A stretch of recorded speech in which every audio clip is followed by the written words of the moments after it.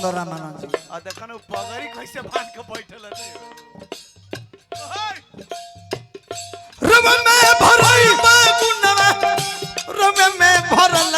गुनवा रव में भरल बा गुनवा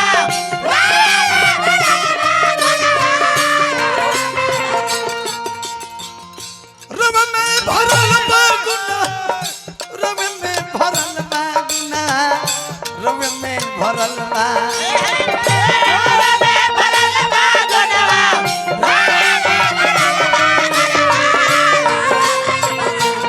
ये हनुमान जी सब गुण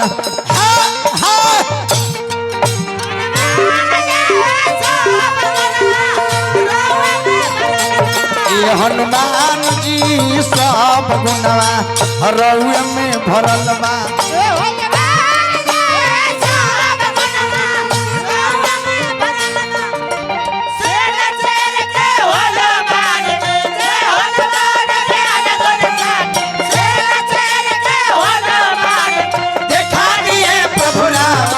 मेरे रंग में बसे हैं राम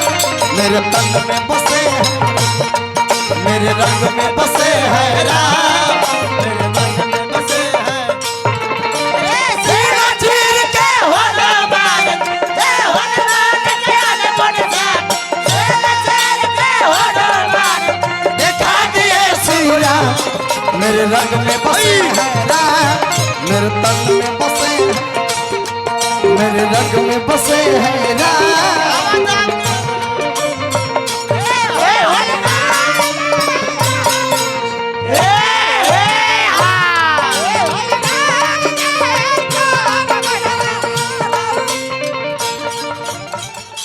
लंका पार समुद्र पार होके 100 जोजन समुद्र पार होके लंका जाए के सबका से कहल जामवंत जी से कहल गई जामवंत जी कहले अब हमारी बुढ़ारी का शरीर बा अब हमरा नहीं कहल जाता ठीक है हमरा से समुद्र न लंघाइए मालिक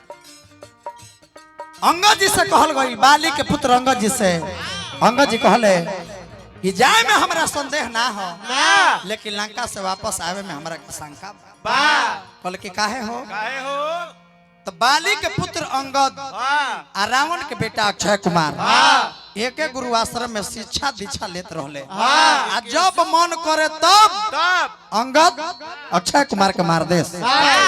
एक दिन गुरु जी देख लिहले कहले कि अंगद तू बलवान बाड़ो विद्वान बाड़ो तो ई काम ठीक ना हो हमारा गुरु आश्रम में सब चेला हमारा एक समान हो आ तू तोरा के देखो तनी के जब मन करता तब तू अक्षय कुमार के मार देता रह आई दृश्य हम अपने आंखी से देखने नहीं जा आज हम तहरा के शराप देता नहीं अक्षय कुमार के वरदान देता नहीं आज के बाद यदि सामना कहीं पड़ जाए आ भूल से भी अक्षय कुमार तहरा के मार दी है तो तहर वही जीवन लीला समाप्त हो जाए वही जब अंगद से पूछल गई तो कहले कि जाए के तो चल जाए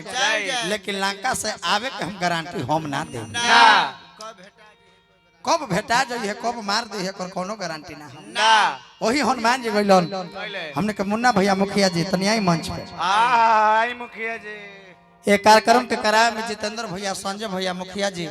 संजय भैया तो नहीं खन लेकिन संजय भैया के कमी नहीं खन खले दत हमने के जितेंद्र भैया आ मुन्ना भैया आ गई तनिया दल में मुखिया जी के स्वागत करब हरना पंचायत के तनी रोवा सब तनी ताली बजा के स्वागत करी बड़ा रही तालियां तालियां मुखिया जी बाप रे गया से दौड़ा चलिए वही भक्त कहत रहे अरे कि लंकावा में जाई बाबा लंकनी के मारनी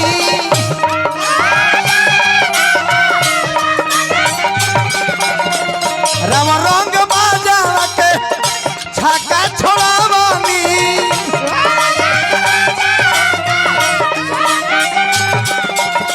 लंकावा में जाई बाबा लंकनी के मारनी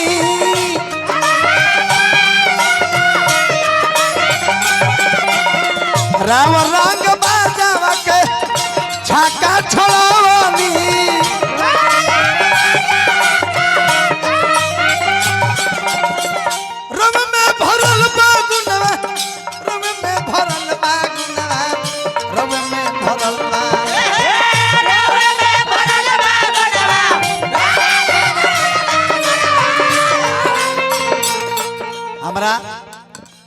इंजीनियर साहब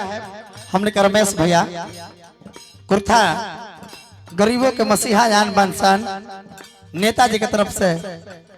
इंजीनियर साहब के तरफ से 500 रुपया का पुरस्कार मिलल है। हार्दिक हार्दिक स्वागत अभिनंदन करो। भगवान से प्रार्थना करो नारायण जी से रवा के परिवार में सुख समृद्धि बना रहो। ये हनुमान जी सब गुण रहुए में भर हनुमान जी सब गुणवा रउए में भरल बा। हनुमान जी सब गुणवा रउए में ठाकुर जी के हो हनुमान जी सब गुणवा रउए में भरल बा। ये हनुमान जी सब गुण रहुए में भर हनुमान जी सब गुण रहुए में ये हनुमान जी